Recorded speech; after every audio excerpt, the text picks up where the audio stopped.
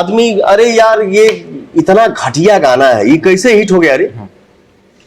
जैसे हम एक आध सिंगर हम लोग बैठ के बात करते थे कि यार हमने के ठीक ठाक गाना गावत नहीं यार, मैटर भी ठीक ठाक बा, हमने के जिले में बात कर। कोई ऐसा आपका सपना है जो पूरा नहीं हुआ आपकी फिल्म लाइन में? हाँ, तो मैं आप सभी को बता दूं कि एकदम गाइस जो है खेसारी लाल एकदम पगला गए हैं पवन सिंह के इंटरव्यू को लेकर के, क्योंकि पवन सिंह ने बहुत कुछ बोल दिया है इनके गानों को लेकर के, क्योंकि बकवास गाना है, घटिया गाना है, कैसे सुपर डुपर हो जाता है। इस चीज़ को सुनते हुए जो एकदम खेसारी भैया एकदम पगला गए और पवन सिंह के बारे में दे दनादन इंटरव्यू पे इंटरव्यू दिए और पवन सिंह को जो है वो जवाब दिए।